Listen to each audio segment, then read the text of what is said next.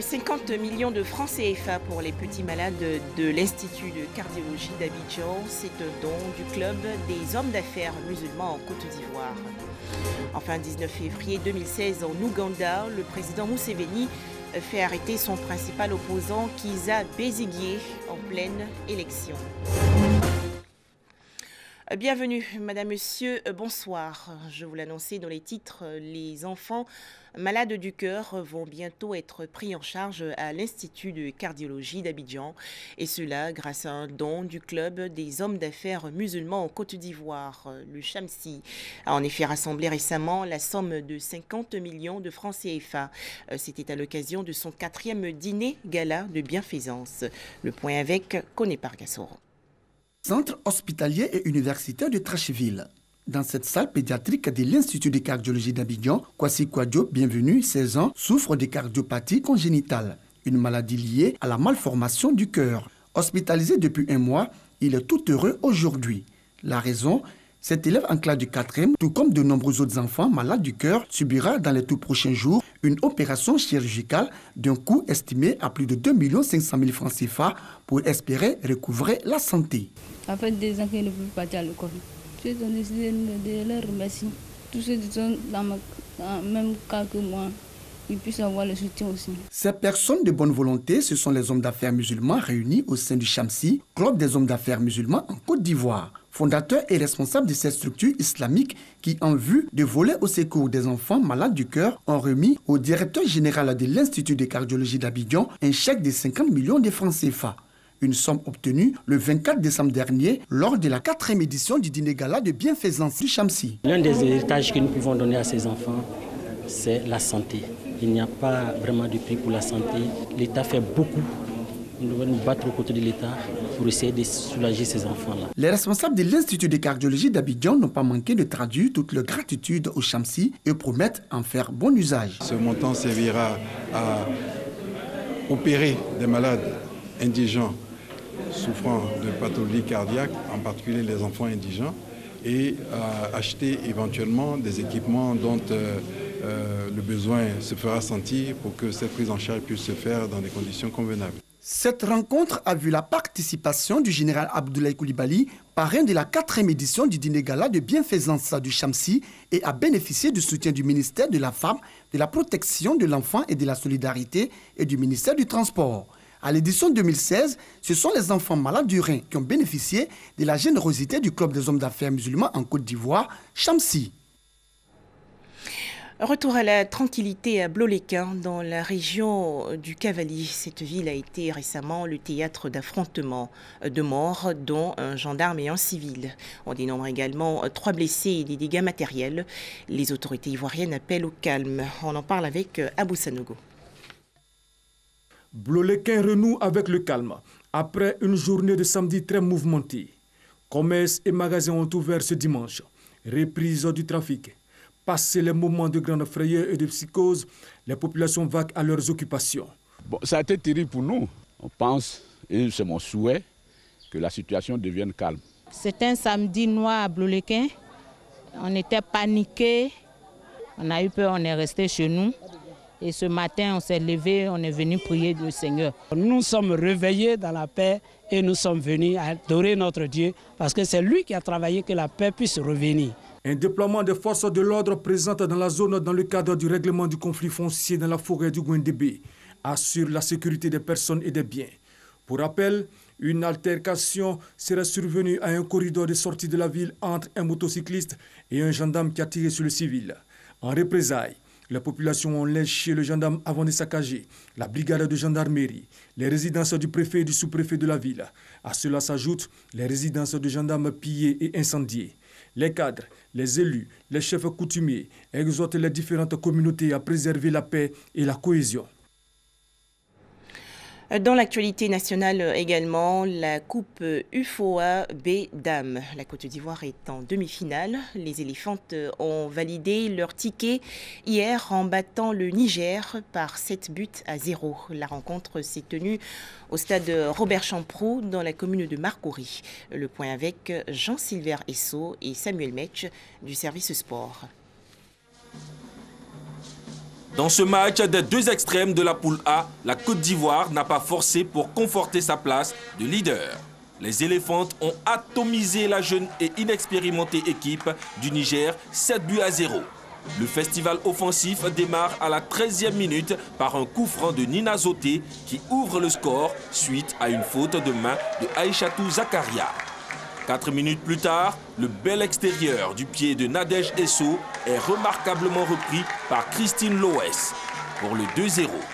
C'est avec cet avantage que la Côte d'Ivoire part à la pause.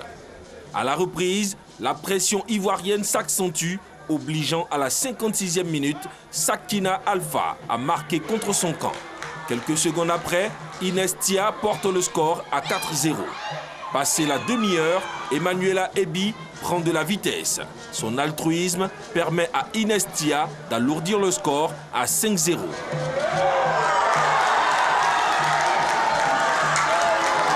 À la 65e minute, c'est au tour de la puissante Nadège Esso de faire trembler les filets pour la 6e fois avant de voir à la 90e minute l'insatiable Inestia inscrire le 7e et dernier but de la rencontre. La Côte d'Ivoire termine à la première place de sa poule avec 7 points et se qualifie pour la demi-finale qu'elle disputera jeudi prochain. Ouverture aujourd'hui du dialogue inter-togolais à Lomé au Togo. Les échanges se déroulent entre les délégués du pouvoir et la coalition de l'opposition. Objectif, tenter de sortir de la crise qui secoue le pays depuis 6 mois. Au Cameroun, les populations anglophones continuent à fuir la répression de l'armée. La plupart se réfugient au Nigeria voisin. À noter qu'au moins 33 000 Camerounais anglophones se sont mis à l'abri dans l'état de Cross River, dans le sud-est nigérian. Fred Assam a fui le Cameroun il y a 5 mois. Il est parti après la proclamation d'indépendance de l'Ambazonie, la république autoproclamée par les sécessionnistes anglophones camerounais. Il s'est réfugié ici, un village nigérian à quelques kilomètres de la frontière, avec 1000 autres personnes.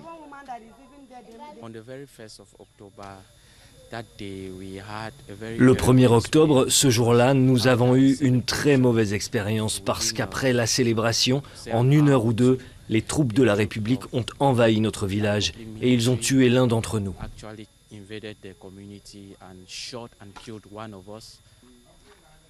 Depuis plusieurs mois, la contestation ne cesse de grandir et de se radicaliser dans les 2 régions anglophones du Cameroun. Lancée par un mouvement de grève des enseignants et avocats contre leur marginalisation, la crise s'est muée en un conflit armé. Au moins 26 membres des forces de sécurité ont été tués par des séparatistes présumés. En guise de représailles, l'armée camerounaise s'est déployée dans toute la zone anglophone et aurait fait de nombreuses victimes civiles. Plus de 33 000 personnes ont trouvé refuge au Nigeria voisin. Certains arrivent malades, d'autres sont grièvement blessés.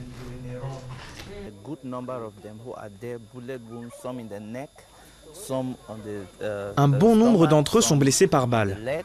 Certains au cou, d'autres au ventre, d'autres encore aux jambes. Il y en a même un qui a une blessure par balle qui traverse les 2 pieds. Beaucoup d'entre eux ont été frappés ou blessés par balle. Les autorités camerounaises qualifient les séparatistes de terroristes et soupçonnent l'existence de camps d'entraînement rebelles dans la jungle séparant le Cameroun et le Nigeria. Au poste frontière de Nfoum, les douaniers sont sur le qui-vive.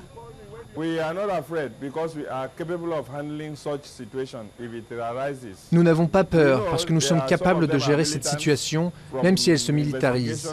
Nous savons que certains d'entre eux sont des militants selon nos enquêtes. Nous savons qu'il y a des militants parmi eux. Nous sommes donc très prudents. Pour les réfugiés camerounais, il est hors de question de rentrer sans l'indépendance de l'Ambazonie. Avec la répression continue de Yaoundé, de nombreux jeunes réfugiés se disent prêts à vouloir prendre les armes pour obtenir l'indépendance de leur région. Bientôt, une manifestation de grande envergure aux États-Unis. Des élèves survivants de la fusillade de Floride vont manifester le 24 mars prochain à Washington, la capitale, pour réclamer un contrôle plus strict des armes à feu. 17 personnes ont été tuées lors de ce massacre. En France, un restaurant à la mémoire de Johnny Hallyday. Il s'agit de la table de Johnny. Ce bistrot a été ouvert en Alsace, dans le nord-est du pays. Et 2 mois après la mort du chanteur, la table de Johnny a affiché complet lors de son inauguration. Envie d'une entrée, requiem pour un foie, d'un burger Gabriel. 2 mois après les obsèques de l'idole des jeunes, la table de Johnny affichée complet pour son inauguration le soir de la Saint-Valentin. On ne peut pas oublier quelqu'un qu'on a aimé pendant 45 ans. Enfin, on ne peut pas faire le deuil du jour au lendemain, comme ça, c'est pas possible. Déjà, c'est une fierté que quelqu'un a fait ça dans le bar. Hein. Vidéo de ses concerts, photos de la rockstar sur les murs, une Harley Davidson et un jukebox en vitrine. Chacun revit ici sa passion avec un brin de nostalgie. On est entouré, côte à côte, on mange avec lui, à ses côtés. C'est superbe. À l'initiative du projet, Lucien Rees, un ancien disquaire fan de l'artiste. Propriétaire du local vide depuis 2 ans, l'Alsacien projetait au départ de créer un restaurant espagnol. J'ai changé de fusil d'épaule et dans les 2 mois, j'ai créé cette affaire à la mémoire de Johnny. Pour moi, c'était très important de faire quelque chose, de le faire revivre. Bonsoir. À 74 ans, le patron a investi 100 000 € et engagé 5 personnes, parmi lesquelles on découvre aussi des passionnés. Je suis venue ici comme ça, juste pour Johnny. Au restaurant, pas de place pour la division. La bataille entre les héritiers du chanteur n'occupe pas les esprits. C'est pas mon problème, ça. Et je suis fan de Johnny, c'est tout, ça s'arrête là. Je juge pas. Hein. C'est une histoire de famille, ça ne regarde personne d'autre. Soirée karaoké, mini-concert de chanteurs et rencontre de bikers. Ici, on célèbre avant tout la mémoire de la star décédée et on repart avec le set de table en cadeau. Allez, bonne soirée. Et bonne fête encore. Merci, c'est gentil.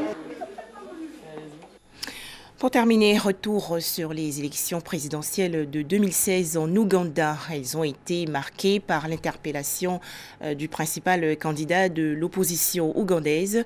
En effet, le 19 février 2016, Kizza Besigye a été arrêté au siège de son parti au lendemain du premier tour. Mais que lui reproche-t-on? Les explications de Ami Koulibaly. Des élections sous tension en Ouganda. Le principal candidat de l'opposition à la présidentielle, Kizza Besigye, a été arrêté vendredi 19 février 2016, au lendemain du premier tour de la présidentielle, gagné d'avance par Yoweri Museveni, au pouvoir depuis 30 ans. Le scrutin s'est déroulé dans des conditions chaotiques dans la capitale.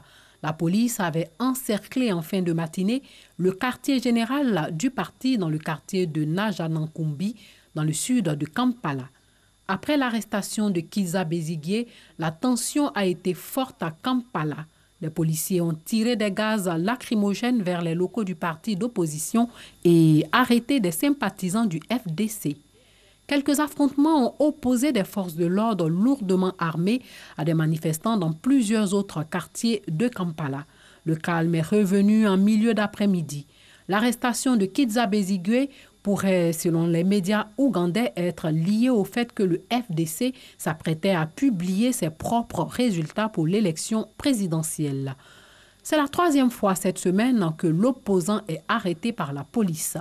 Il avait été interpellé lundi en tentant de faire campagne dans le centre de Kampala, puis jeudi 18 février, alors qu'il se trouvait devant une maison où des membres du parti au pouvoir étaient, selon lui, en train de bourrer des urnes. Le premier tour de la présidentielle et des législatives s'est déroulé sans encombre en province, mais a été perturbé à Kampala, réputé acquise à l'opposition, même si de nombreux bureaux ont ouvert avec plusieurs heures de retard, ce qui a provoqué des heurts entre électeurs en colère et forces de l'ordre. Pendant ce temps, les réseaux sociaux ont été bloqués par le pouvoir Au pouvoir en Ouganda depuis 1986, Museveni est arrivé en tête avec 62,8% des voix devant Kizza Besigye, 32,72% selon des résultats provisoires. Les sondages prédisaient une victoire dès le premier tour avec 51% des voix pour Yoweri Museveni. Merci de nous avoir suivis.